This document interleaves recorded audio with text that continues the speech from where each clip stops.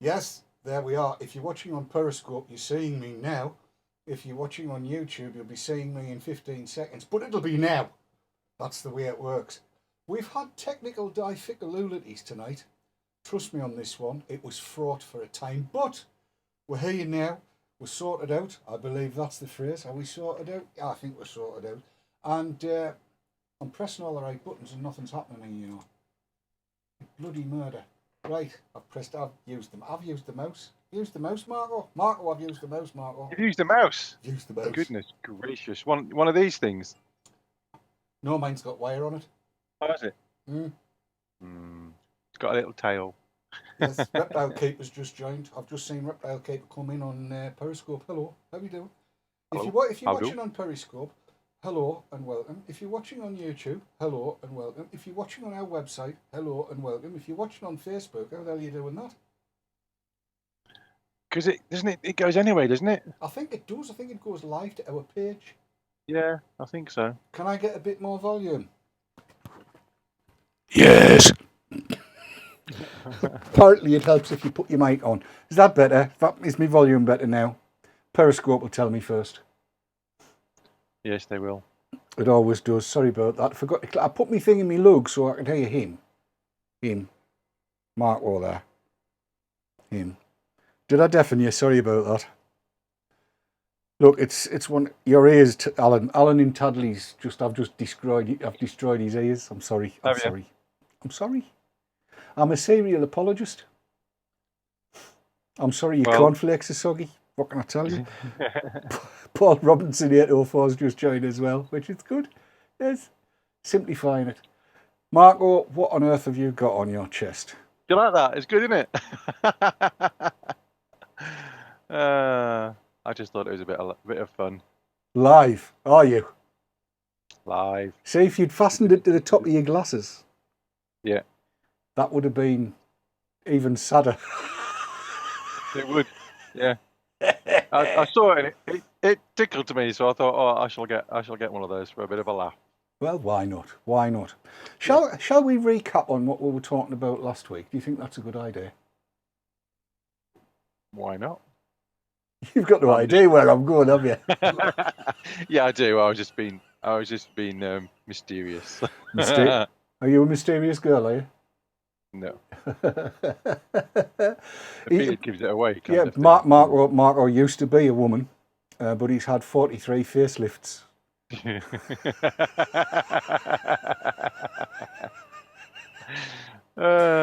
Everyone not a winner.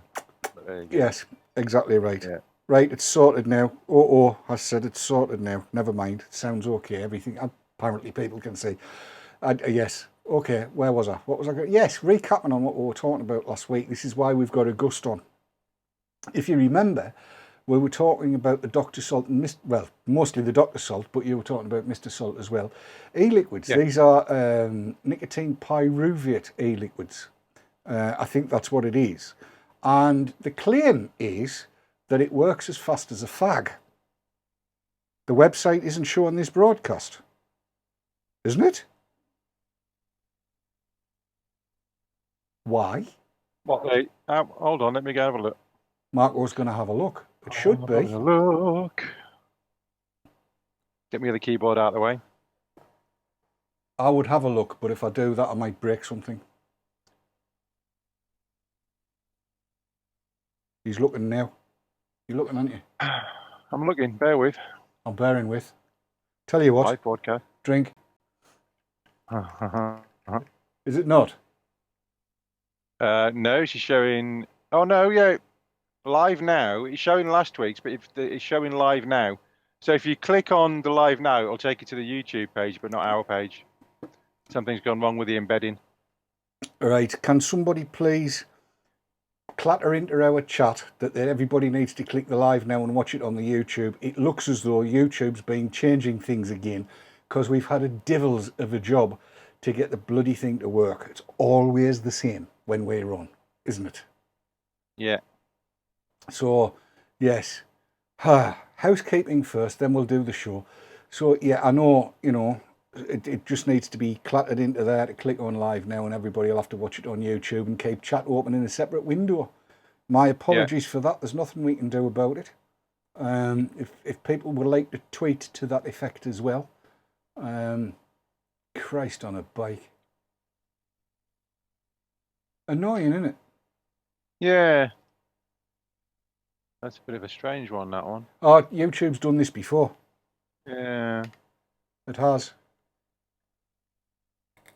But anyway, you can watch us, just not on our page. Gremlins. Exactly. So yeah, press live now, watch on YouTube, and then keep chat open in a separate window if you can. I've got chat on my laptop. I haven't got chat open, I daren't. Not the way the bandwidth's been. It's been No. YouTube sucking all my bandwidth off.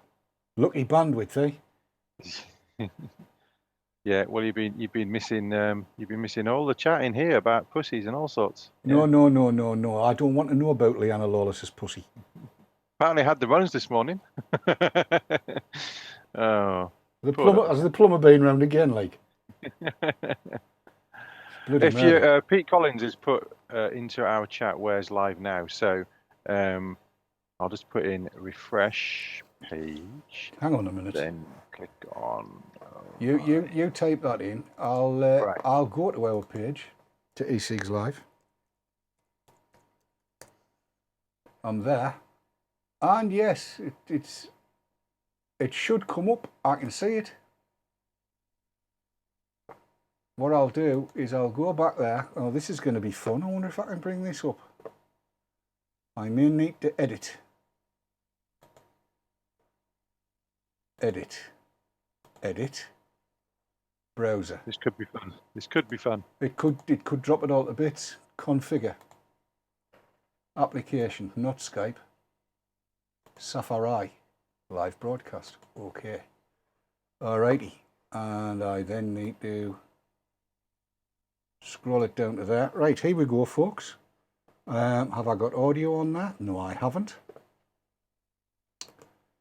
Change audio. I've done that. Right, so if I press this button here, there's our web page, and you'll see it says live now, VTTV Monday, are e-cigs safe enough? If you click on that, like that, no, in the right place, David, that's where you're looking, right? VTTV Monday, are e-cigs safe enough? Click on that, like that, and up it comes, look. Yeah, unfortunately, people who are in our chat on our page won't see that. No, I know that, but it's there for other people that might think, yes. Oh, what the hell. I give up, I do. Like magic. It's just like magic, it is. Yeah, Periscope, not a problem. Always top dollar. Yes. But YouTube, for some reason, is crap. plain. Yes. It's utter bloody crap is what it is. But never mind, it is what it is. It is what it is. It's there where it is. And people will be able to find it, and that'll be good. So, right, where were we? Yes. Last week, we were talking about these Dr. Salts, the e-liquid with what I think is nicotine pyruvate in, but it is a salt of nicotine. And of course, as quite often happens with these things, one or two people got latched onto it and one or two people tried it, one of whom is with us tonight. Aren't you, Miles? Yep, I'm here. There he is. Now, last week you were watching the show and you decided to give it a go, did you not? Yeah, I drove over to Daz's shop. It's only 25 miles away, and they hadn't got their stock in. All right. So they gave me a free sample, and I ordered some on the net. And by the time I got through that free sample, very, very quickly, I stopped wanting to do, and I haven't touched a cigarette since. For the first time in, 5 years? 6 years? It's finally got me off. All right, okay, hang on, right. So, you've been dual using for 5 years, to what degree? What's the I mean, were you 50-50, 5 a day, 10 a day, what a day? Well, I was 40 a day. Uh-huh. On a good day, 60 a day on a bad day. Right. And I went down to averaging about 10. This is dual use. dual use. Right. And now that I just haven't wanted that even one of those 10, because it's usually first thing in the morning. No, up, start preparing for breakfast, get the kettle on, and pop out the back for a cigarette. Right. Now I pick up one of these, and no problems. So, right, because it's difficult for me to be able to kind of get a handle on not having had a fag in 8 years. So, is it acting as quick as a fag? Are you getting that same hit, the same buzz? Very nearly. It's not quite as quick, but very, very nearly. Shall we say about double the length of time to get a buzz, as opposed to 4 or 5 times the length of time, which it was with some of the older ones. Right. So it's close enough for jazz then? It's close enough, and it's working for me. So how long is it then since you last had a fag? Today's Monday, so yes, tomorrow's Tuesday. It'll be a week tomorrow. Week tomorrow? And this is the first time in how many years? I've been smoking for 40 odd years. And this Dr. Salt stuff, the stuff that's... Well, after seeing your expression when you took a chuff on it, Yeah. I thought, yes, I've got to try this. So I tried it. I liked it. It worked. And ever since then, it's been my staple. I've got 3 of the different flavours wound up and going now. So what devices are you using them, Wayne? What strength of e-liquid are you using? And how much of it are you using?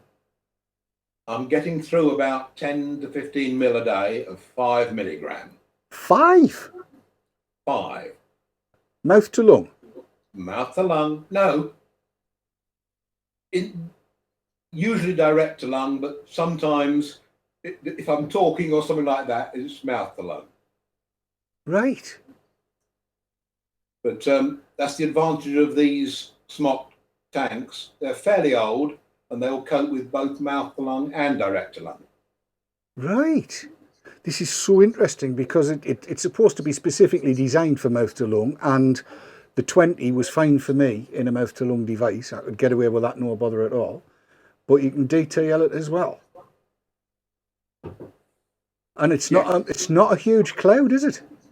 It's not a huge cloud, but well, that was the ordinary one. But this is a high VG, what's it? Raw Power, the tobacco flavoured one. Right. I hear the whistle of an intake of breath.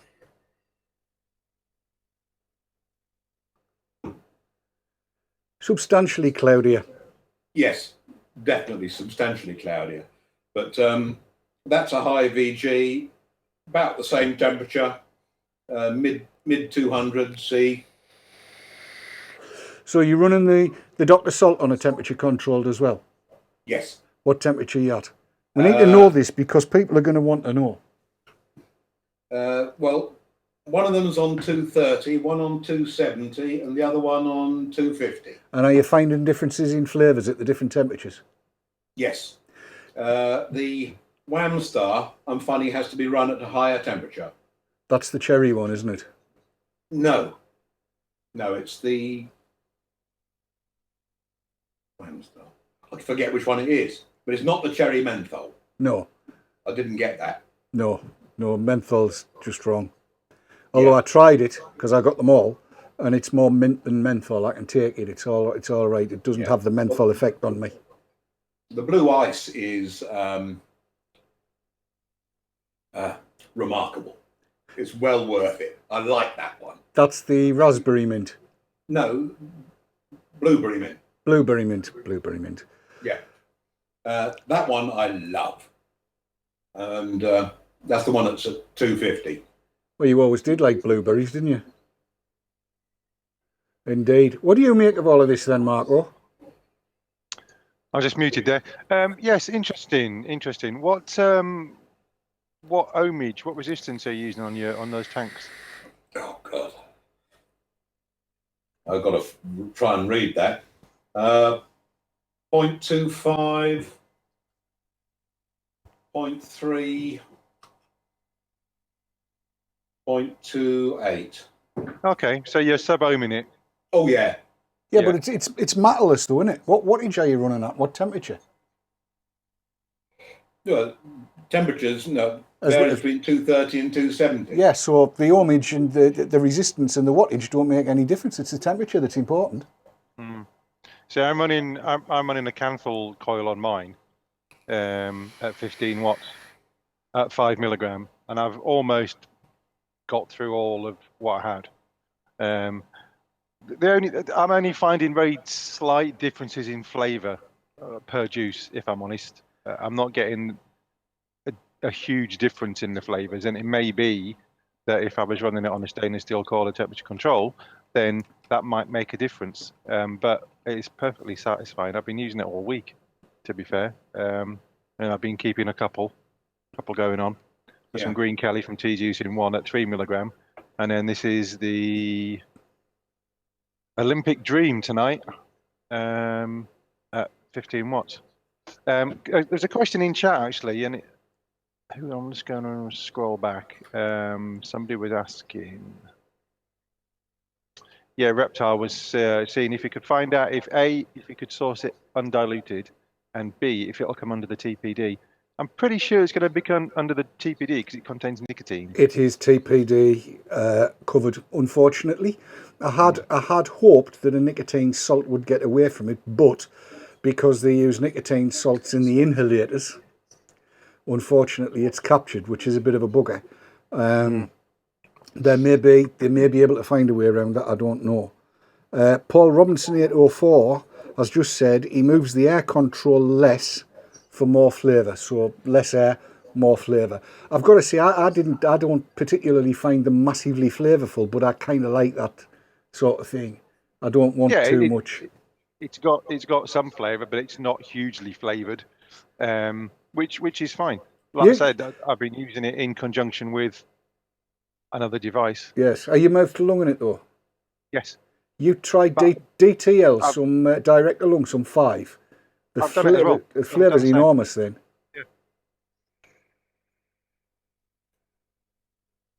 Yeah, I get a distinct buzz though from it when I do direct to lung.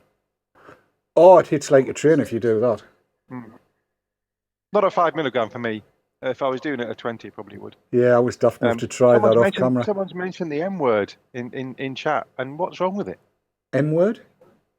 The brown stuff. In the little jar. Yeah. Made from dead yeast cells. Oh. Turns Dave's stomach. Oh, can somebody point them at the corner and make sure they go there? Bloody stay there. We'll have no mention of we'll have no mention of that. Yeah. If you're gonna have brown stuff in a jar, have Bovril for God's sake. Man up. Oh, I do like a bit of Bovril as well. That's nice. Yeah. Oh, just start off Gareth and Gavin on Periscope. You bard. Yum. Ah, tastes like bum, not yum. Morph, Paul, behave. He's another one. Bad buggers. Try to turn. I'm not going to vomit on camera. Yet. Yeah, well, what would be your nemesis would be a mentholated Marmite vape, wouldn't it? Somebody did that to me. I remember. Do you remember Dougie? I remember Dougie's face when Daz gave him blue cheese at Vape Fest 2012. It would be like running your little fingernail under your big toenail and then licking it off. Now, see, I'm a big fan of blue cheese. However, I wouldn't do a blue cheese vape. That's just wrong on so many levels, as far as I'm concerned. Absolutely. So blue cheese needs to be eaten. Tracy Eden Bavista in an hour chat is saying, "How do you know what bum tastes like, DD?" I leave that to your imagination. And then, right at the very start of the show, there was a question: "How's the bike going?" You twist the twisty thing on the right hand, And it goes brum and brum. it goes brum brum. It goes chugga chugga. It's I have to say, it's an utter delight. I cannot tell a lie. It is an absolute utter delight. I'm loving it to bits. I've rode it for 3 days solid for me. Went out for a ride with me mate and his mate, both of whom are ex-motorcycle instructors. These guys can ride, and I kept up with them. They were, I'll be honest, not going hell for leather. I periscoped a little bit of it, and there's some video up on Facebook and YouTube of the rides out. It's a delight. It's delicious. It's lovely, and I'm loving it. Did you manage to get it in landscape mode? It was in landscape mode. It was Facebook that screwed it up. I don't know why Facebook does that. It just decides to, like, when you put a photo up, it changes the orientation when you upload it. It's ridiculous. It's mirroring everything as well. If you do a live, your right hand, it's like mirrored, like when you look into the screen. Yes. It's crazy. Yeah. My daughter's been doing some of them, and I'll keep looking at her. I'm thinking the first time, what the hell's the matter with that? Something wrong, and then realised she was mirrored, and no, don't like it. Don't like it. Anyway, let's come back to this salt juice, because I kind of want to finish that little bit off if I can. Miles. Now, we know there's lots and lots of people out there that have been looking to switch. Would you recommend this stuff for somebody that's going to come off the fags now as a good starting point? It's an excellent starting point, provided they've got adequate equipment that will cope with a moderately airy vape. Right. So old style, kind of what? The old style will do it. The CE5s will probably work quite adequately, but to be honest, I haven't tried it with a CE5. Although I've got a friend of mine who nicked one of me blue ices, and so it works beautifully in his CE5. Oh, there you go then. So there you are, ladies and gentlemen. You heard it here first.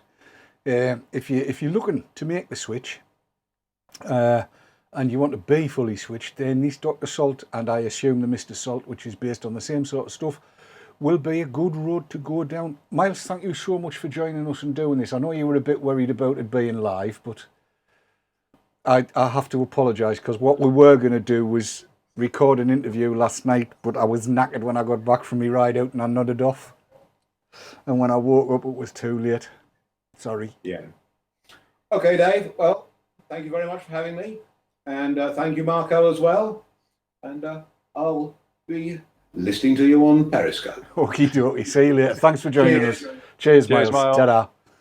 That was, that fascinates me. I love the idea. I like this idea of, real people and users and what have you coming on and sharing experiences, because it's all well and good, you and me sitting here and, chewing our gums and telling everybody this is good, that's good, and the rest of it's good. When you see something like that, I mean, I've known Miles for years now, and it doesn't matter where we've been, I've seen him nip out the back for a fag, and it doesn't bother us. It's his choice. And then he's got this, and by his own choice, he's now, I think people call it smoke-free. If you not that, to me, it's not important, but to an awful lot of people, it might be. So there you go.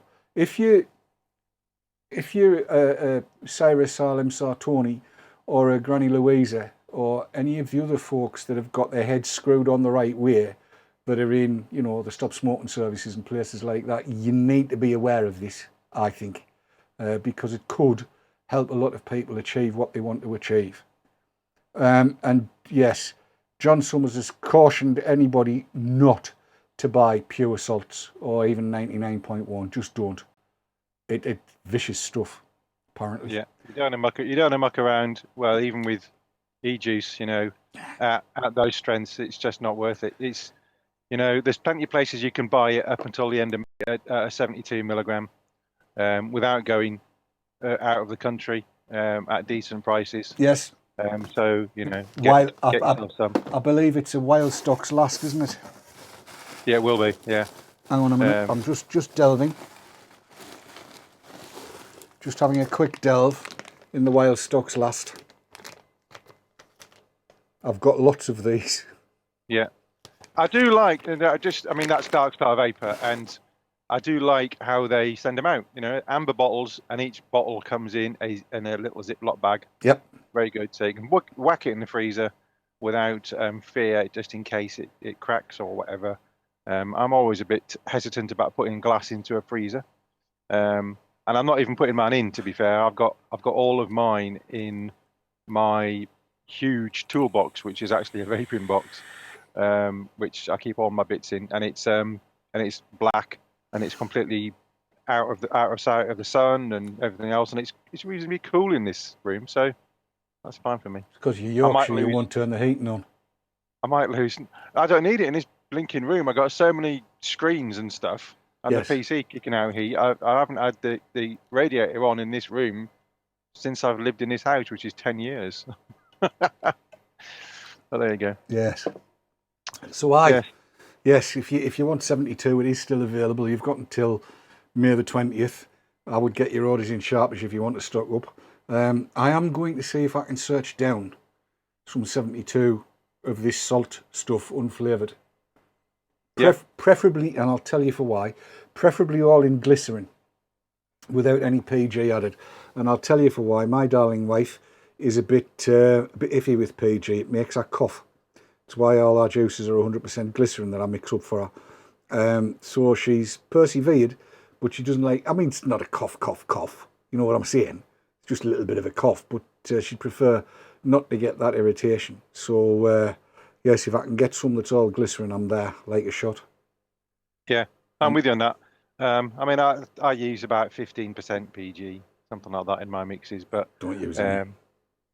You know, and that's only to help it wick a little bit better sometimes, depending on what you're going to use it in.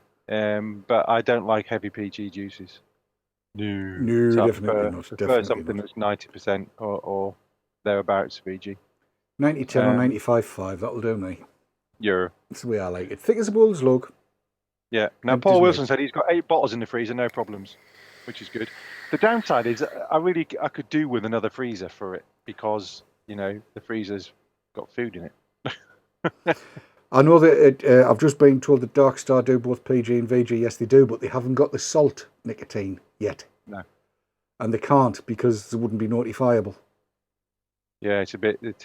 That's come out a little bit late for the party, really. It's a little bit tardy. Not much time left. Yeah, it's a little bit tardy. But you never know your luck. I mean, to be honest, I wouldn't mind getting a couple of litres of the 20. Because a litre would make 4 at the 5. Well, you may be able to reduce it. You know, instead of making it a 3, make a 2. No, I'd make a 5. Depends. Would you make a 5? Yeah. Yeah. No, the 5's great. So you've got 4 litres out of a litre, haven't you? Yeah, 4 litres out of a litre of the 20. Yeah. So I'll make the necessary inquiries, or Daz, if you're watching, if you can make the inquiries and let me know. A litre of the 20, that would make, as you say, 4 litres of the 5, and I could quite happily live with that if it was all glycerin. Yeah. It's not much to ask, is it? No. I can deal with that. It's all right. A little bit of Bavarian cream flavouring in it, and I'm good to go. I've got some of that here, actually. Have you? How much? Send us it. You don't like it. 30 mils. I've got all these. I bought them in that size. I'm going to buy a litre of the stuff. Yeah, I've got buttercream. I've got butterscotch. I've got yellow cake. I've got the yellow cake. Because, well, you gave me the recipe. You know, I've got salted caramel, which is quite nice. I made some up in this here bottle, which is over out there at a shop. I made some up. It's actually it's quite nice. Yeah, it's nice kind of salted caramel one. When are you up this way next, Marco? And what's this one? Oh, this one's blackjack that I made up. Look, my little testers. Strangely enough, I was up there today. You twat. I was busy though. I had loads of stuff to do. I've got English toffee and Bavarian cream here. There you go. Oh, toffee and cream. And mint candy. No. Yeah. So I've got a little selection. I just got a little selection to try them out to see what they were like. They're nice. I like the Bavarian cream, and the red cake's nice as well. And you mix the two together, and you've got a Yeah. Yes, it's nice. It's very nice. The question, of course, is, with all of these things, are they safe enough? Or alternatively, how safe are e-cigs? DeLon Human could tell you, you know. Yeah, I think they could. Yeah. DeLon Human could definitely tell you. Well, not just DeLon. I was up in Glasgow last Thursday, you know, with our mate Andy. Andy Morrison was there, and DeLon Human, and Jerry, and Paddy, and a whole host of other people. Because this was the Global Forum on Nicotine Dialogues, the title of which is How Safe Are E-cigs? And it was very interesting. So what I've done, I was shooting video because I promised I would. I promised you I would. So I did. Yes, I did make that request. I have videoed, I have edited. And we might as well start at the beginning because it's a very good place to start. You know, when you write, you begin with ABC. When you sing, you begin with, oh, bugger me, something like that, isn't it? I don't know about buggering you, but there you go. The offer's there, mate. No, it's not really. I've been in the saddle too long. You wouldn't like it. Oh, press play before we dig ourselves in a bigger hole. I'll do that. It's coming now. Oh, what's it doing? This thing is just not doing what it's supposed to do. I'm going to kill it. Here it comes. Heartily welcome to you in Glasgow, and especially to those of you who have been to the two other dialogues. So, Human. I'm a physician and a long-time harm reduction advocate. Spent some of my years working as a pediatrician in the. Absolutely delighted to join you here today. And my job would be to tease out some questions and introduce you to these wonderful people. We have an exceptional panel here today. And the main question that we want to answer is one of truth. You know, and we are all in this room because we have in one way or the other, we've been involved in tobacco control and tobacco harm reduction. And the key question that we want to answer today is, how safe is vaping? My name is Andy Morrison. I'm from the New Nicotine Alliance, trustee and lead for Scotland. I've also been described on several occasions as being an anecdote. I see there's plenty of my vapor friends in here today, so I'm glad to be amongst fellow anecdotes. And what is it they call it? A bunch of anecdotes? I'd like to think it's an evidence of anecdotes. There's 3 million of us in the UK now, so I think it's turning into an evidence of anecdotes. I'll give you a quick story. I'm ex-Royal Air Force. Around about 1990, I took on a great job in Scotland, working for one of the biggest companies in Scotland, whisky industry. Smoking was allowed in all the offices, no problem at all. And then they had a little staff consultation around the 1990s and said, you know, we're going to ban smoking in people's offices. So what did they do? They made one place that you could smoke, the canteen. How stupid. Never heard such nonsense in all my life. But that's what they did. Moved to new offices in the 1990s and they actually put in a designated smoke room. Fantastic. Some of the smokers could go for a smoke break, no problem at all. Nobody else had to go in there for any reason whatsoever. It was dedicated to them. Around 1997 they decided to get a load of tree huggers in. And the tree huggers to me are people that come in that don't know what they're talking about, don't know anything about the industry that they're coming into, but they're going to make everything fantastic for all the employees in there, and the company's going to be absolutely brilliant. So what did they do? The first thing they did was they removed the tables and then the chairs from the smoke room to discourage smoking. We all thought, well, fair enough, we can put up with that. We get in there, we stand, we have a cigarette, we go. Then they decided that the entire complex would be smoke-free by the 3rd of January 1999, i.e. straight after the winter break or the Christmas break. Smoke room is to be locked down and return to work after that Christmas break in 1998. They were going to give us patches, gums, hypnotherapy, acupuncture, NRT, anything we wanted, free of charge. They were going to provide a lot. Very few took up the offer. I certainly wasn't going to be one of them. I enjoyed my smoking and I wasn't happy at all. So I told them, you want to do that? I'm going to walk out. They say, you can't do that, you've got to give us 3 months notice. I said, I'm giving you as much notice now. I will be walking out of this place if that smoke room is locked. So what happened, 3rd of January 1999, I went in there, smoke room locked, cleared my desk, threw it on my boss's desk and said, bye-bye, off we go. They weren't very happy about that at all because the Millennium Bug was coming along and I'm a computer programmer, I knew the systems inside out, so they phoned me up and said, can you come in and see us? And I just said, nope, you want to see me? I'll see you down the pub. So off we went down the pub. I got a kind of contract job with them, and all was well. Until 2006, I'm sitting at home smoking. Great, no problem. 2006 comes along in Scotland, a year before the English ban. No longer allowed to smoke in your workplaces. Taxi drivers, home offices, whatever, didn't matter. So I became a criminal. Nobody caught me until December 2011. I switched over to vaping and I was no longer a criminal. I got away with it. Okay, moving swiftly on. So, as I say, 2011, I became a vapor. No more smoking. He's asked us to stop. He tried to force us to stop, but we found the solution ourselves. Now it seems that this isn't good enough either. Now they're attacking nicotine, except the stuff in your patches, your gums, and all the stuff that they can sell over the counter to you. It's not their solution. They want to attack our solution. Their solution's fine, our solution's not. Yeah, it's the same nicotine. Okay, some reasons given for the indoor smoking bans. It looks like smoking. No, it doesn't. I've got a couple of bits and pieces down here. This is a cigarette. This is an e-cigarette. Yes, no? Does that look like that? No chance.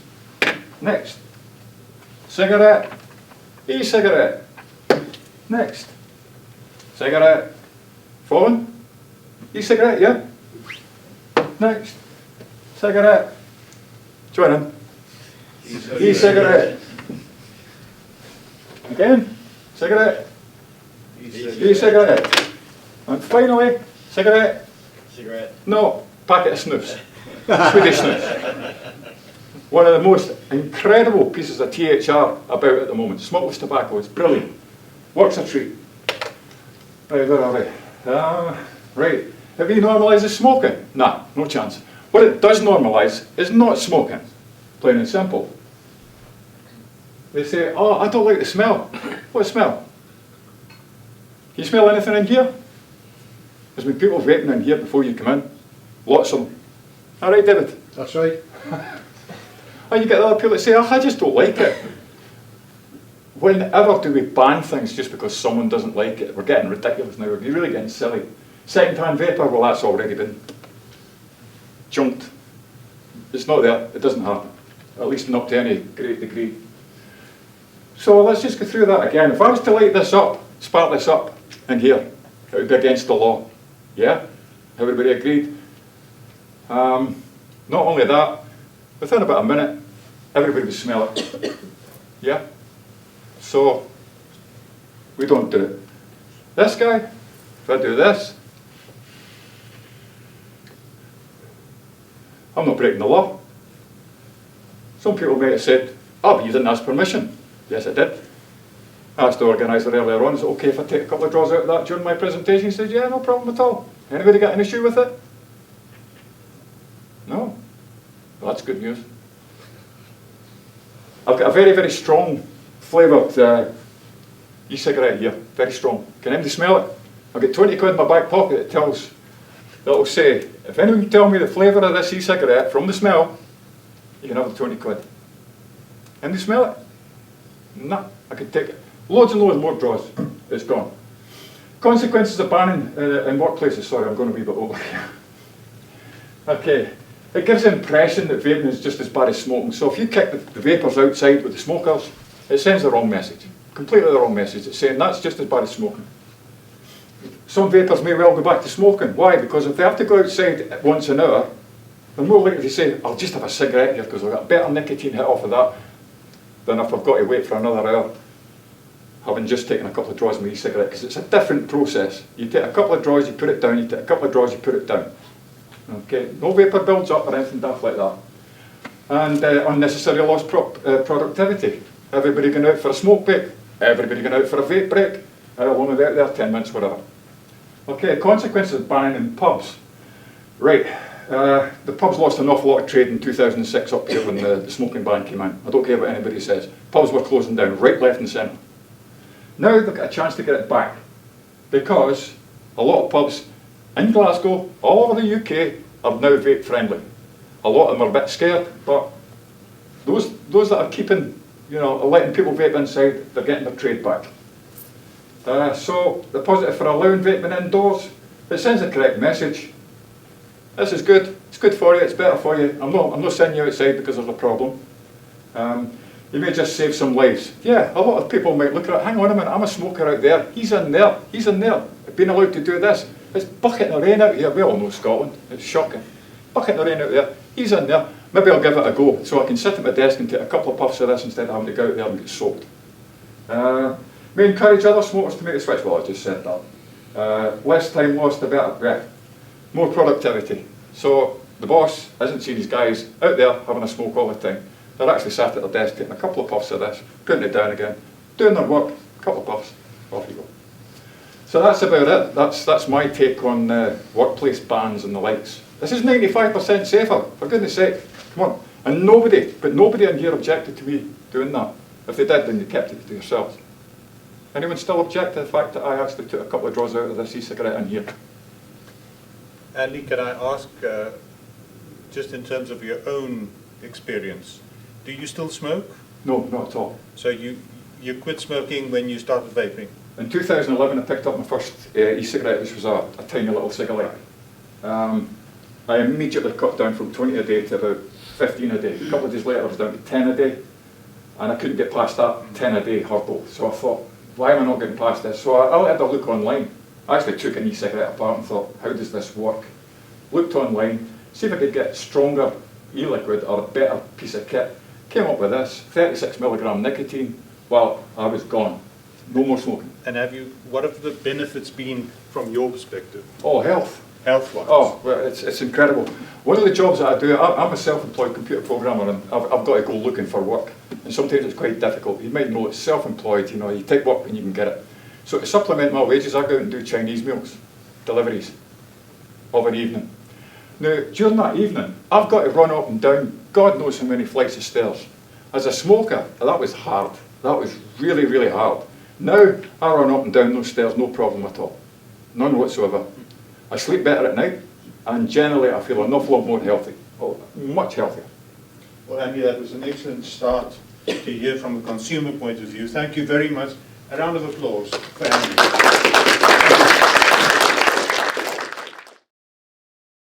There you are, that was Andy Morrison, waxing extremely lyrical. And he had the audience with him as well. And telling it like it is, How many were in the audience? There was somewhere between 40 and 50, I think.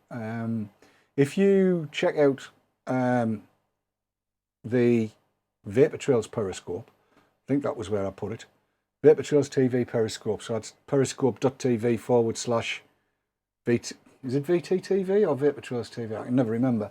Vapor Trails TV. If you have a look there, the whole 2.5 hours of it is up there. All on long distance. It's not edited like that. It's not switched between cameras. It's all there. And as it scrolls round, you'll see. It was, yes, as Morph has just said on Periscope, he was bang on point and absolutely bloody brilliant. Mm. He was. He always is.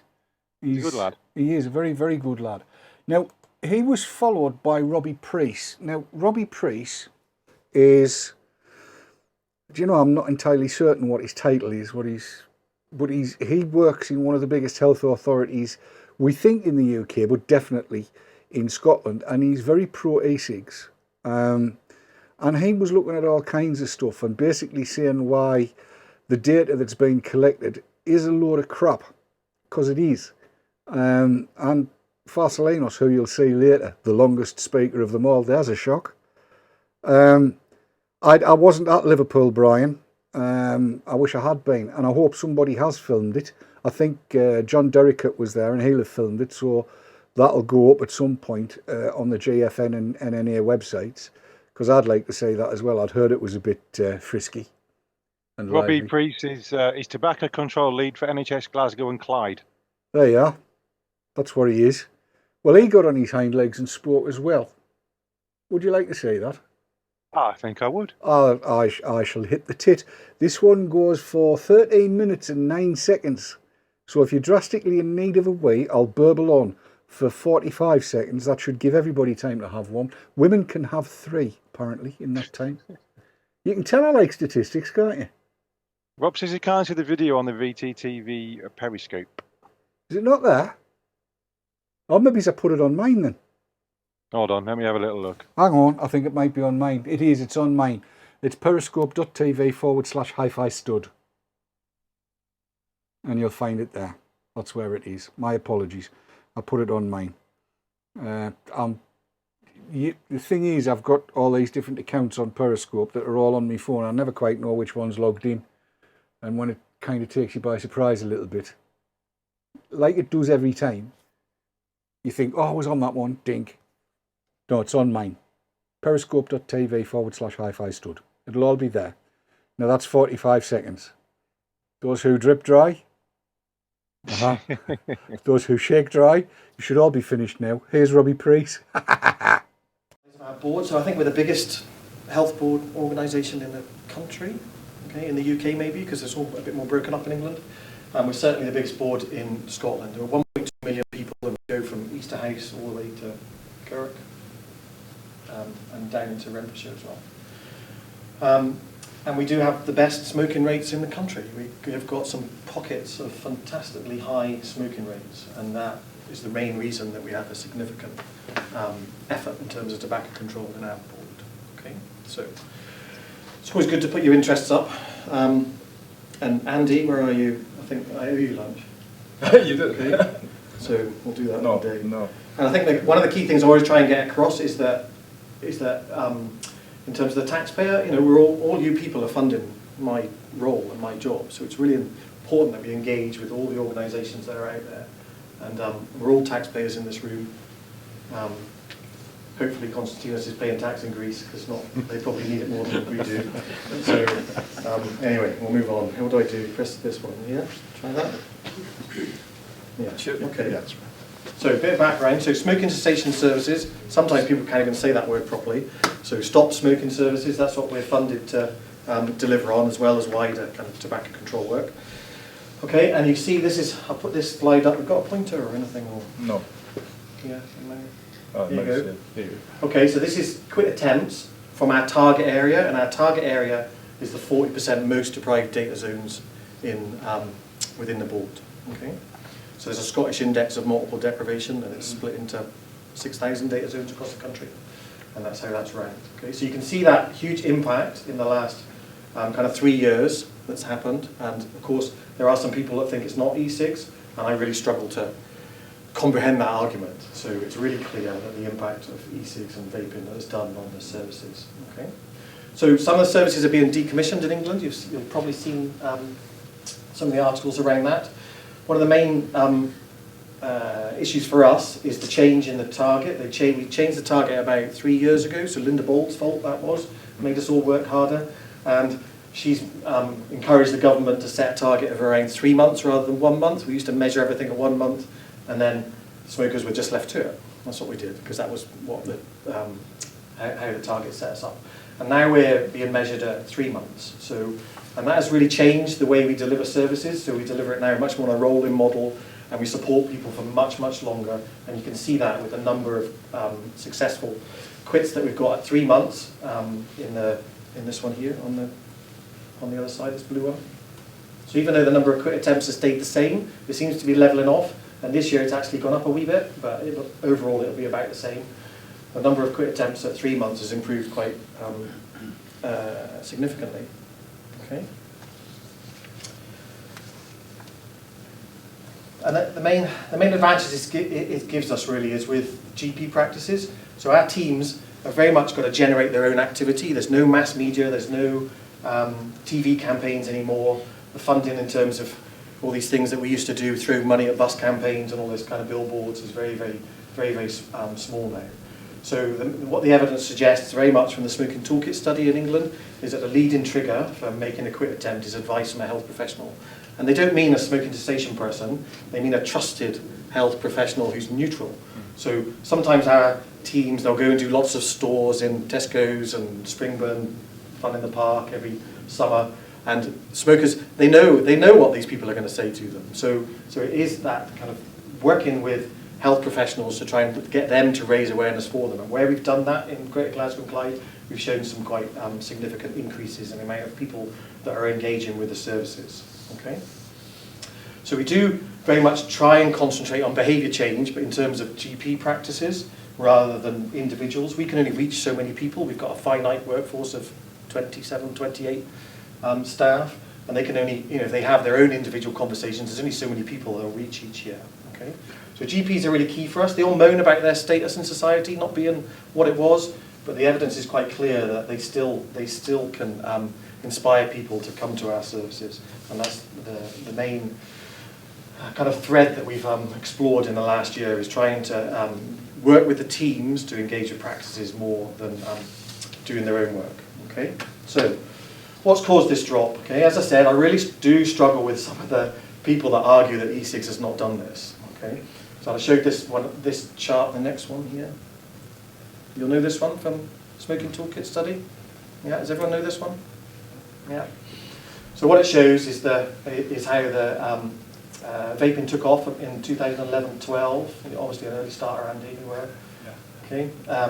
And the impact. When you look at our drop here, so you look at our drop, it kind of starts halfway through 12 through to 14. Okay. And you can see here, kind of halfway through 12 through to 14, the product of choice that people who are making quit attempts are using is e-cigs. Okay. So this is us along the bottom. This is in England. Okay, but this is us along the bottom here. Okay, behavioural support. So we see a small percentage of smokers every year. Okay, and of course we are the most successful method in terms of quitting, in terms of what the research suggests around pharmacology. Okay, so NRT, you take a drug, NRT or Champix, you receive behavioural support, your service should be able to reach a level of quitting at 4 weeks of X and a level of quitting at 12 weeks of Y, and so on. Okay, and what's changed that is e-cigs for us. Okay, so vaping. So the staff who work in cessation, most of them, they're there by choice. They choose to be there.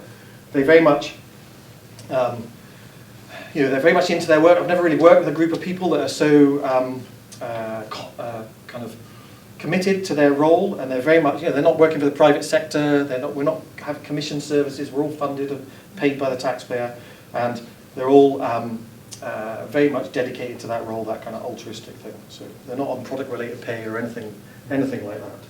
Okay, so they're a group that consistently for maybe 8 to 10 years have worked with smokers around their quit attempts, and very much work with them and to try and understand that it's not about the nicotine, it's about the products of combustion. And I've heard this phrase, and I used it 10, 12 years ago, and I've heard it many, many times over the last 10, 12 years. And what vaping has done really has taken them out of their comfort zone. Okay? It's caused quite a lot of angst in public health. There's a lot of heated discussions around vaping. There's a lot of caution around it. There's cynicism because of renormalisation, as Andy discussed. There's cynicism around the tobacco industry, and I find that all it's kind of fascinating. So I've kind of come in left field, really, from a community work background. And probably the most fascinating thing about it for me is that the staff, how they discuss that it's about the products of combustion. They use that terminology all the time, and now they've actually got something that can actually distinguish that. So previously, when it was smoking cigarettes, then the products of combustion do you the harm, so you need to quit. Whereas now, there's an alternative. And it has taken them out of their comfort zone very much. Okay? It's an easy thing to say, products of combustion, and they do, and they repeat it time and time again to try and get people to understand, and that's really why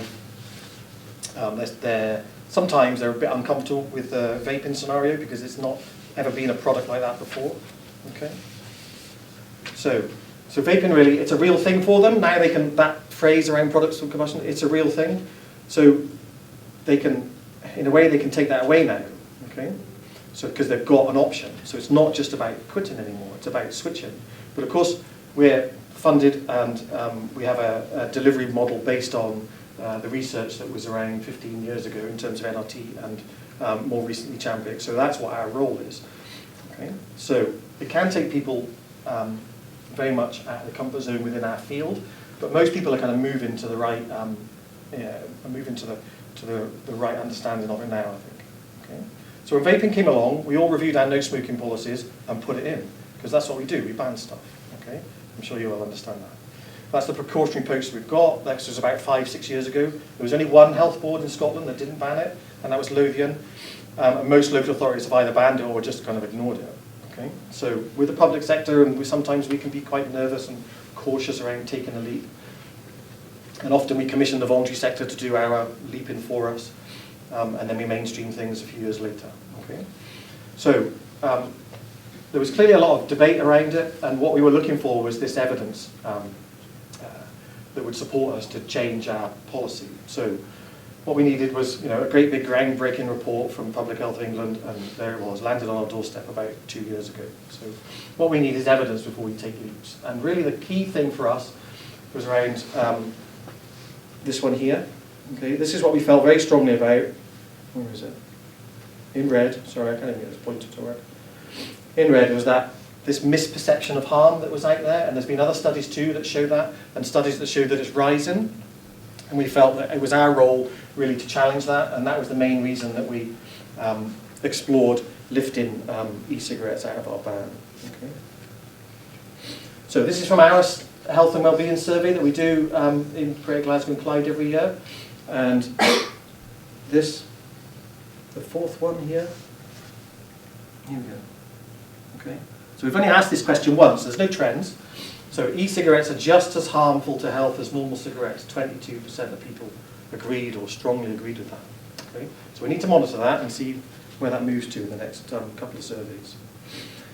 Okay, so change in policy within the health board. All right, that involves writing a great big paper. Okay, going in front of the board and seeking permission to amend it. It's a slow process. We're a big organisation. It can take some time. And that was agreed in December 15, and it's only just December 16 where we've finally done our leaflet for staff, patients and visitors, been through lots of committees, lots of changes. Andy Morrison spotted some typos after everyone else didn't, so very helpful. Okay, so just to sum up. So really this is about our journey, how safe is vaping, and I suppose I was looking at this last night, and really what it feels like now is about our journey. We've gone from how safe is vaping, really, and I think maybe this might be a more interesting question today, how safe is not vaping, okay? So, what we know, lung cancer survival rates, this is Australia, so this is going back about 3.5 decades, when I was still at school, okay? Yeah. Right? And you can see that increase has been very slight, whereas other cancer survival rates have really increased quite significantly. Okay? And it's the same for COPD. When I started doing this work 2 decades ago, then COPD there was no cure, and there's still no cure. Okay, so Dave, you're here, very good. I'm not just being a sook, honestly. Okay, so a wee plea. Okay, so quite often with the people I work with, I try and point them to social media because there are some geniuses on social media in terms of helping us, but there's also a whole load of abuse and noise and stuff. And lovely language that you use sometimes. I do both, You yes. do, yeah, very well. Yes. Okay, so and amongst that there are some gems, and I was really taken with this a while ago, maybe 6 months, was it? It's been pinned a while. Yes, and I thought that was a really interesting thing to just put up from a presentation here at the end, and that's kind of, I think that's where we've, as an organisation, we're kind of moving towards slightly. Okay, right, that's me.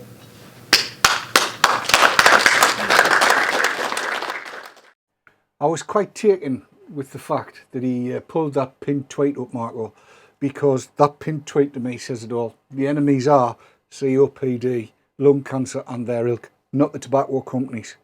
So forget getting shot at the tobacco companies and support e-cigs. The only bit I didn't particularly like, for want of a better word, is this continual use of the word quit. Switch. That's what you want. Switching. They're safe enough to switch to. Just switch to them. It's that easy. It's not hard. And there was loads and loads of comments coming up during the course of that people have been misinformed by the press. I'm not going to go too far into that because a Greek friend of mine is about to do that for 20 odd minutes. And I don't want to steal his thunder. At all. No. He's coming up. He's definitely coming up. And I saw a fair few hearts. There's a fair few hearts going up on Periscope at the minute. That's good. I think that's in anticipation of our next video clip.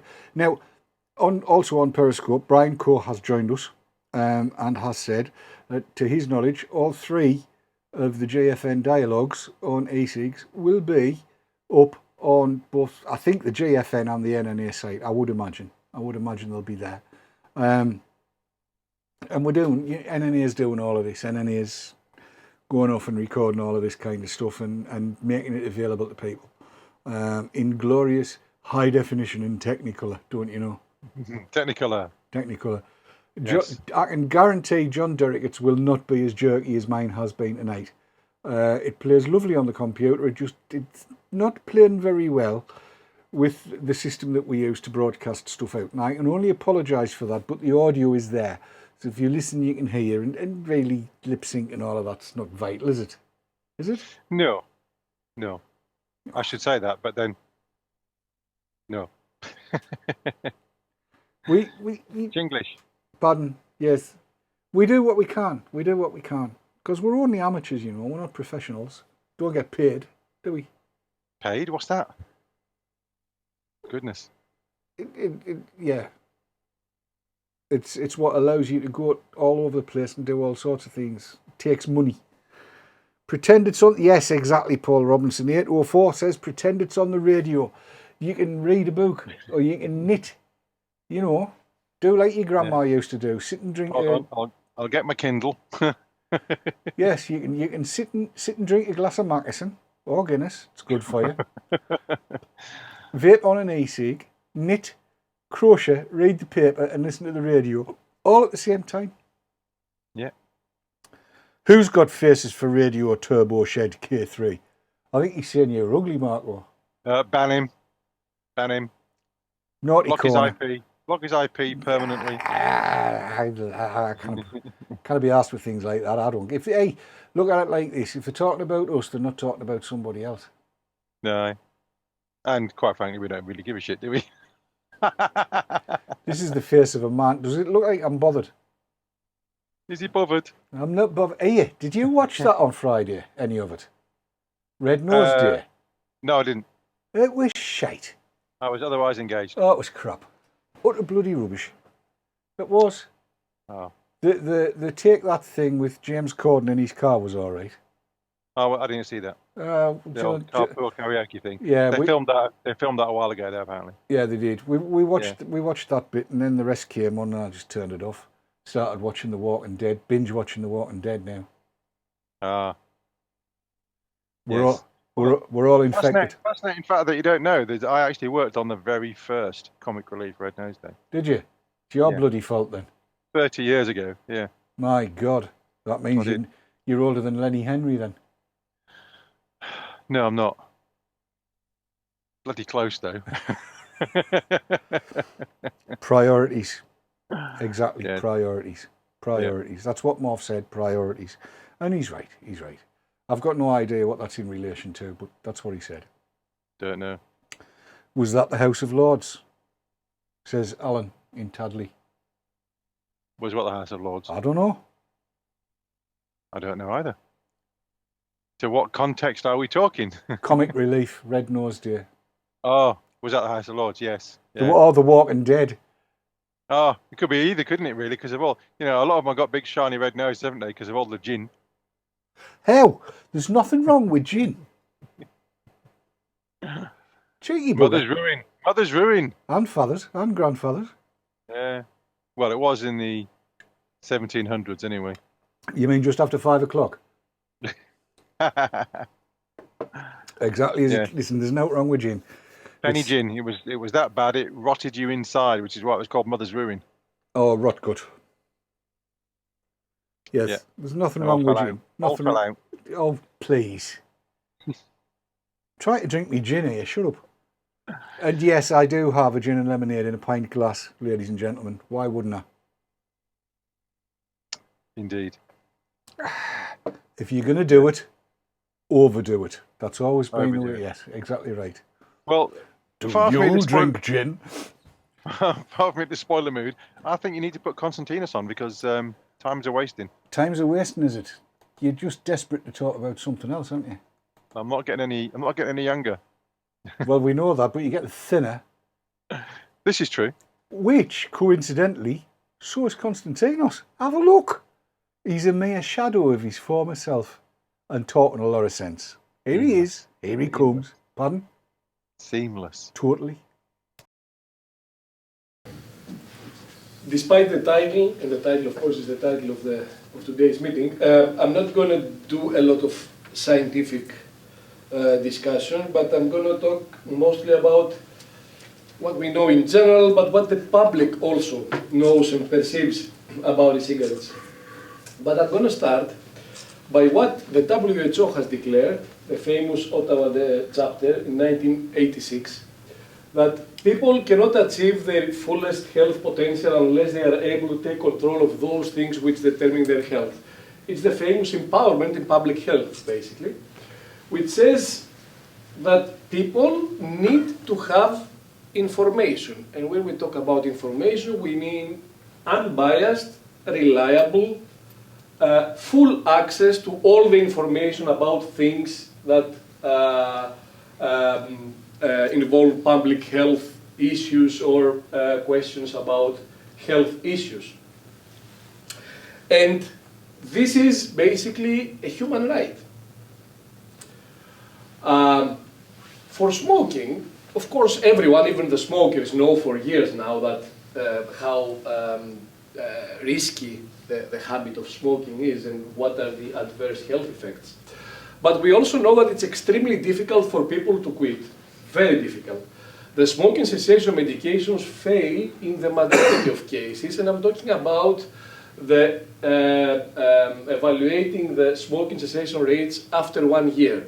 That is the gold standard, not 4 weeks or 12 weeks, because unfortunately, the highest relapse rate is happening within the first year, and it gets to as high as 60, 70, 80% of the cases fail to quit when you look at the smoking prevalence in 52 weeks.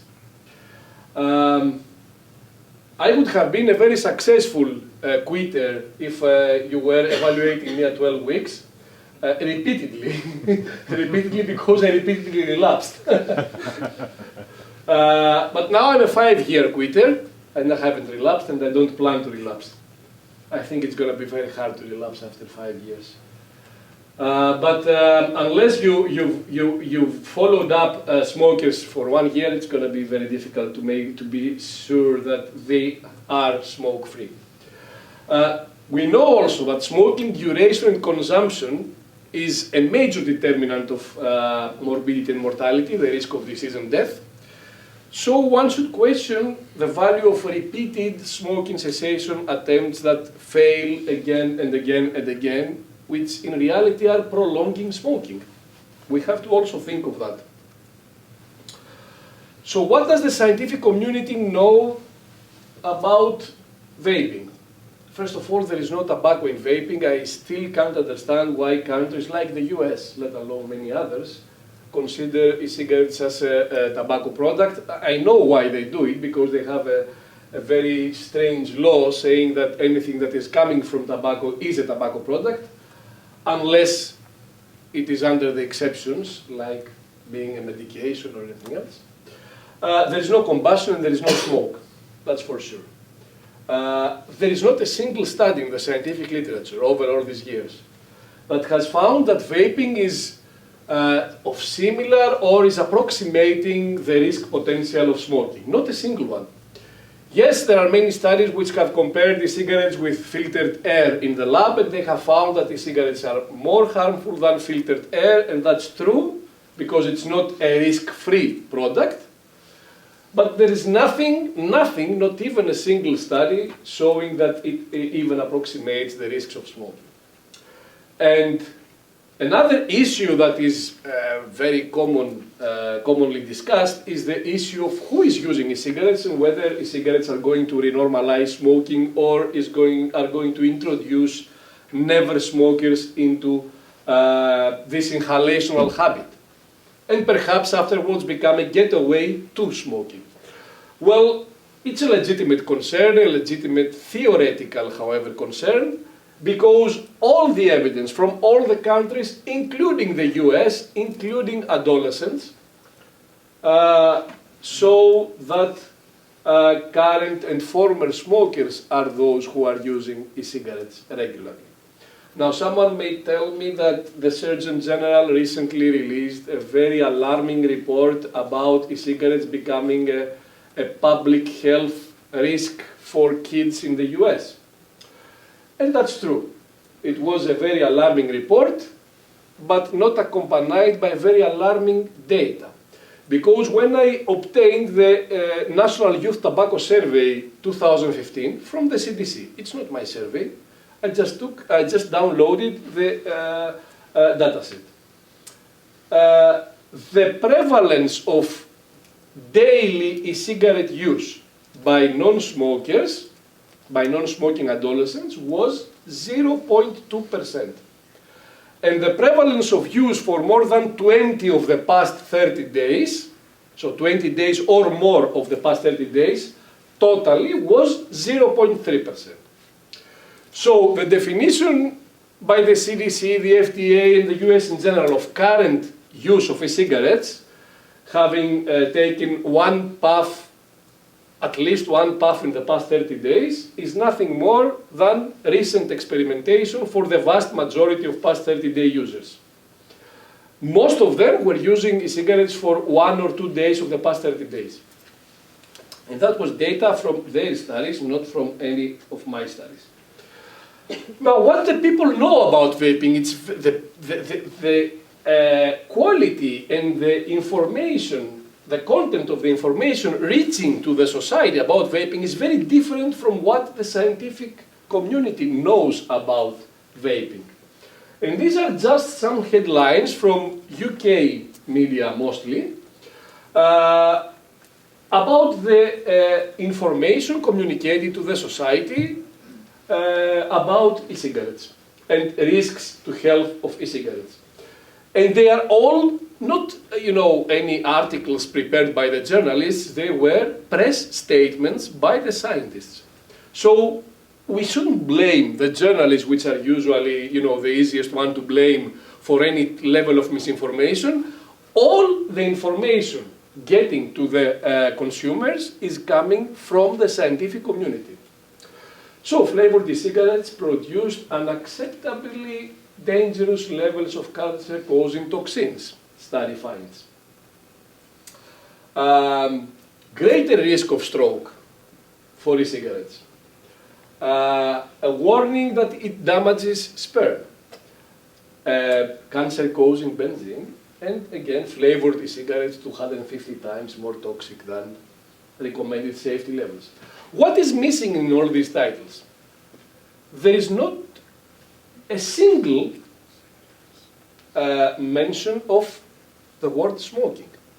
So they don't present these stories in the context of smoking or in comparison with smoking, so that a smoker will understand whether all these stories, what all these stories mean for him or for her who is smoking tobacco cigarettes. Nothing, not a single mention. The second thing is that all these studies are very interesting, but they are not really the truth. For example, the first one on the left, flavored e-cigarettes produce unacceptably dangerous levels of cancer-causing toxins. And the last one. We replicated the study. The study has been submitted for publication, and we found that staying at home for 24 hours results in larger exposure of aldehydes like formaldehyde compared to vaping 5 milliliters of liquid per day or even more than that. It was also, all the levels were by far lower than any occupational setting safety limit, by far lower. Cancer-causing benzene, that was a very recent study, where the authors found, from their study, that the environment, the air in the environment, contains more benzene than the aerosol emitted from e-cigarettes. That's exactly what they found in the study. Unless you overheat the e-cigarette, you basically melt everything inside, and that's what they did in order to find at least somewhere some benzene being emitted. The greater risk of stroke, it doesn't say compared to what. Greater risk compared to, I don't know what, probably not using anything. I doubt that they were discussing about greater risk of stroke compared to smoking.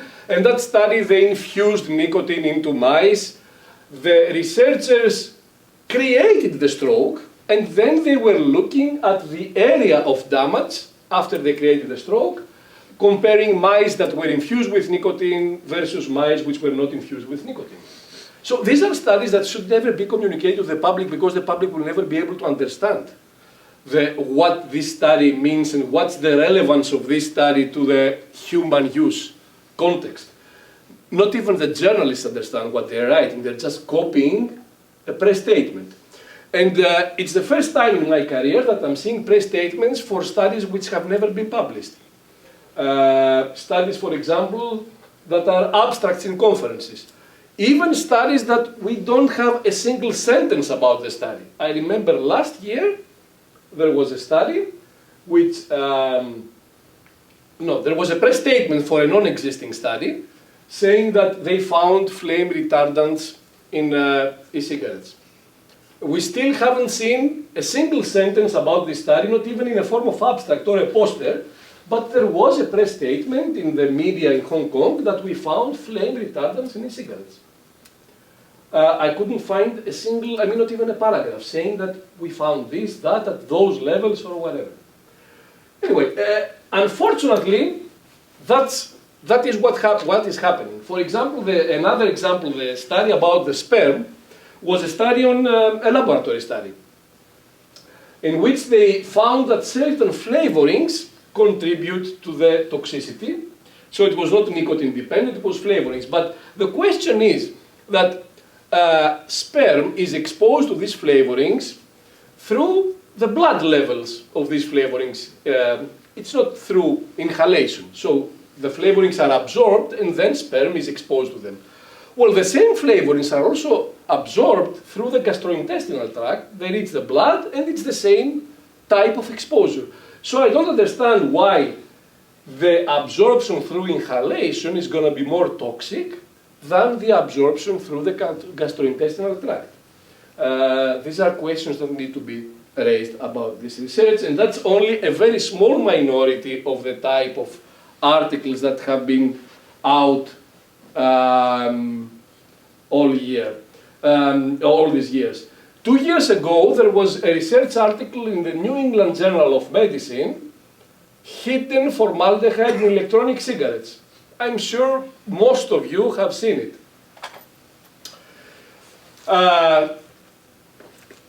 We replicated this study. We contacted the authors, we got the equipment. The New England Journal of Medicine at that time also released a press statement for this research letter. We recruited 26 vapors. We identified the power settings, the upper limit of the power that was associated with normal non-overheating conditions. We did all the measurements, we submitted it to New England Journal of Medicine, and of course it was rejected. Just now I received the email that they don't want to publish it. You can just judge by yourself the reason why they don't want to publish it, although 2 years ago they released a press statement about it. So, for the discussion, I think we need to discuss what is the message delivered to smokers about vaping, and I'm talking to smokers specifically, and who is responsible for this misinformation. Also, I understand that many parts of the public health and the tobacco control community are concerned, and it's a legitimate concern, as I mentioned, about the unintended, that's how I call it, and I use this term in several of my publications, about unintended use of e-cigarettes from a public health perspective, which means use by never smokers. But I'm not sure if we can accept that it is a good idea to completely misinform the public, which means the smokers too, just because we don't want, or just because we want to avoid that level of, that type of unintended use. I think we should take some measures to avoid it, of course, but I don't think that misinforming the public is an appropriate measure to avoid it. And at the end, what are the unintended consequences of vaping right now for a smoker? Or even for a non-smoker? I have repeatedly stated, and will repeat it now, that I don't think that e-cigarettes should be used by never smokers. And I know very few people who are using e-cigarettes while they were never smokers. And there will definitely be kids or adults who will use it. But the key point is, and the key point in assessing the impact on the population level, is not to evaluate specific subgroups of people and what's happening there. When you do a study and you only assess adolescents who have never smoked, of course you will find few kids who are going to use e-cigarettes. But you're missing the whole picture because you're not looking at other parts of the population who get benefits from e-cigarettes. So I think when we want to assess on a population level as a whole the impact of vaping, we need to assess the balance between the advantages and the positive effects on smokers, for example, versus the adverse effects to a non-smoker who may become a regular e-cigarette user and not an experimenter, because I don't believe that anyone disagrees that trying an e-cigarette once will have any impact on your health status. And I will end up with a commercial break, which is the book that I had the privilege to edit. I was asked by Elsevier to be the guest editor. 6 chapters in total, 5 authors. Not only technical, so there are a lot of technical details, but it's also quite interesting for regulators, decision makers, and so on. For example, one of the chapters that I wrote was a review of compounds of regulatory concern. And it is addressing several misconceptions, like, for example, we very usually hear that we don't know what's in e-cigarettes. In the past, it was, you know, the most frequent statement you could see in the media. Well, I can reassure you that there is not a single chemical which was invented just to be used in e-cigarettes. All the components of an e-cigarette are chemicals which existed long before e-cigarettes were invented for other types of use. Glycerol, vegetable glycerol, glycerin, you can find several terms like this, was approved for human consumption in 1959, when the first ever legislation on approved chemicals for human consumption was introduced in the US. Propylene glycol was approved for human consumption in 1982. I'm not saying, so it's 3 decades, more than 3 decades.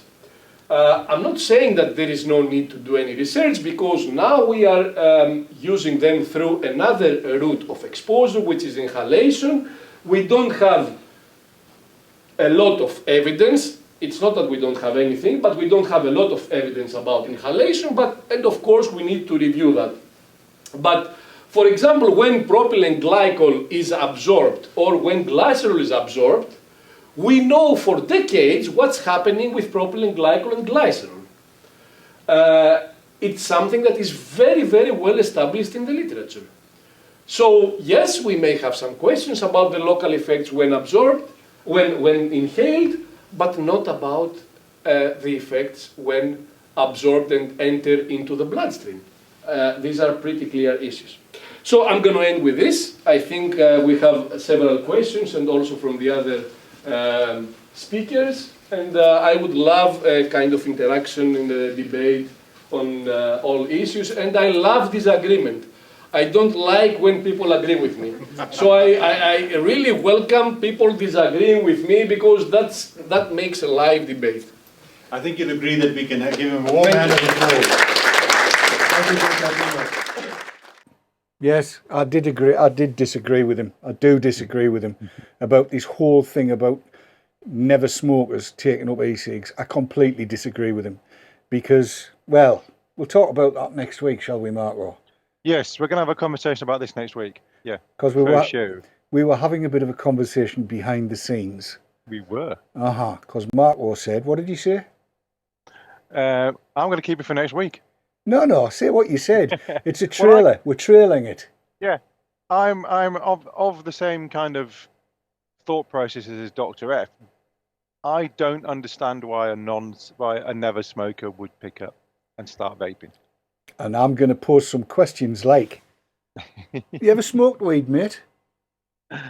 I'm taking the Fifth Amendment on that. So you have, yes. What about coffee? Coffee, yes, I drink coffee. You have. Yes. Alcohol. Caffeinated beverages, Caffeinated alcohol. beverages, yeah. Yeah, I can't understand why anybody would ever want to try any of those if they've never have before. This is where the conversation's going to be next week.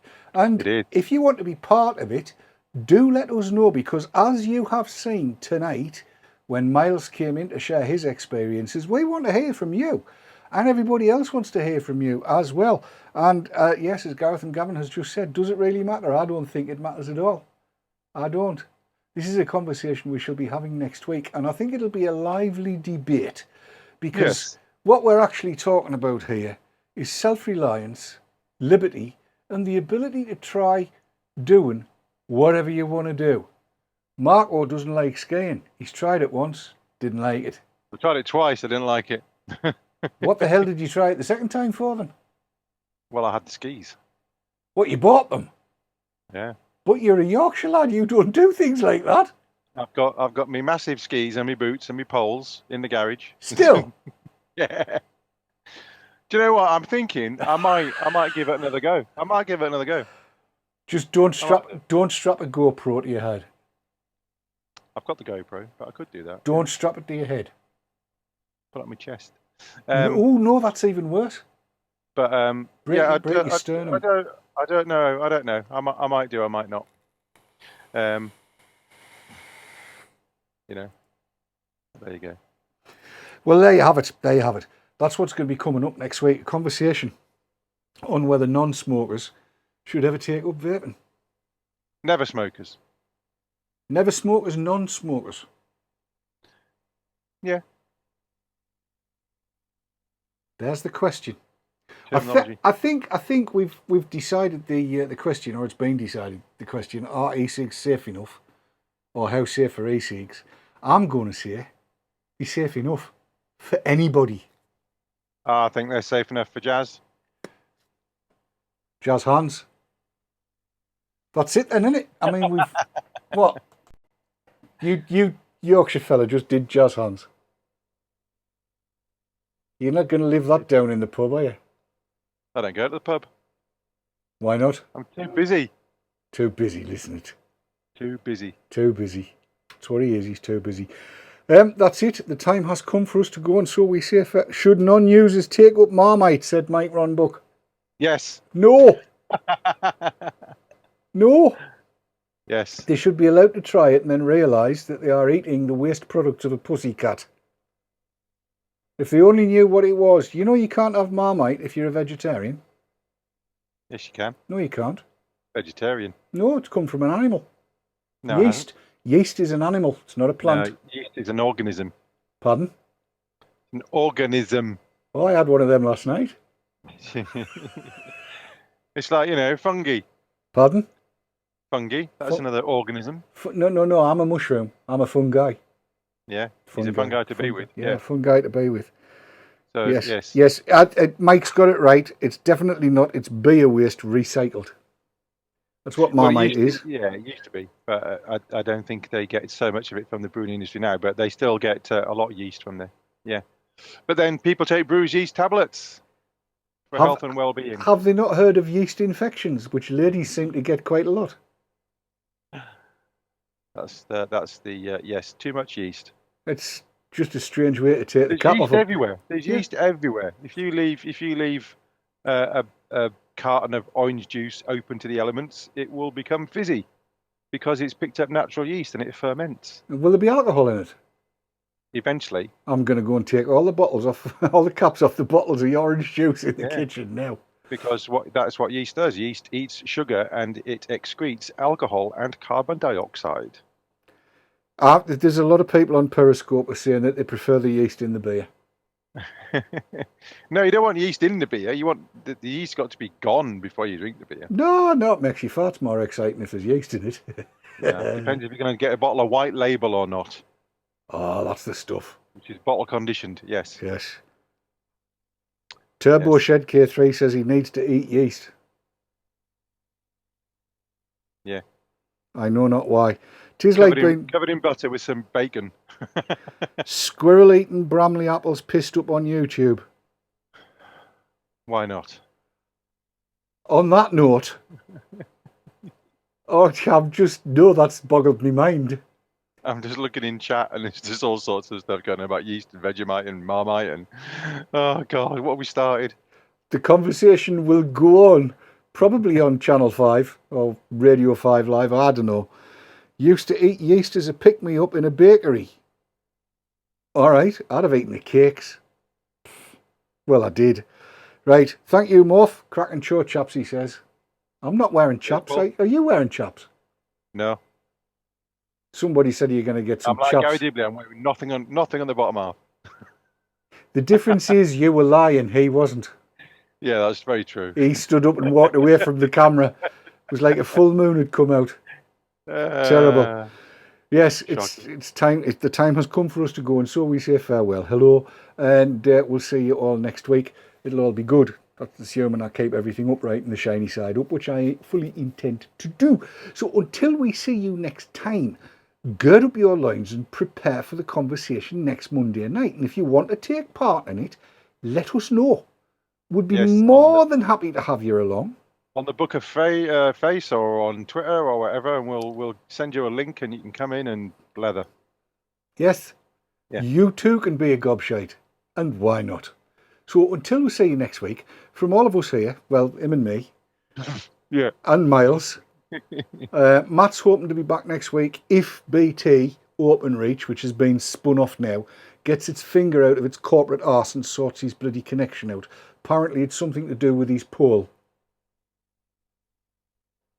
Or is it Romanian? I can't quite remember.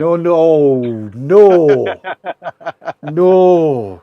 He's having issues, isn't he? Yeah. Yes, he's having issues with his poll, but that's the same for all of us. I'm Viagra. charge them an extra 50p on top of the 42 million they got. Exactly right. Too bloody right. Right. So that's it. We're out of here. Say bye-bye, Marco. Goodbye, Marco. Bye-bye.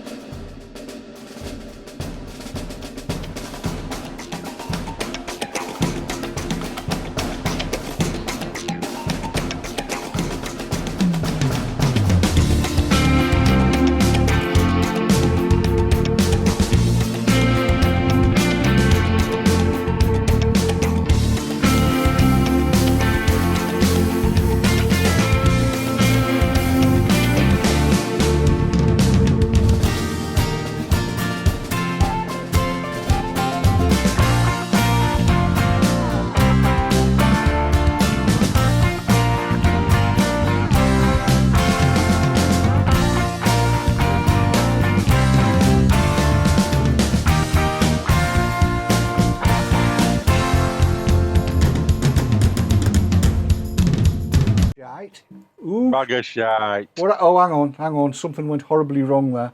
It all went horribly wrong. Hang on. Things have gone horribly wrong.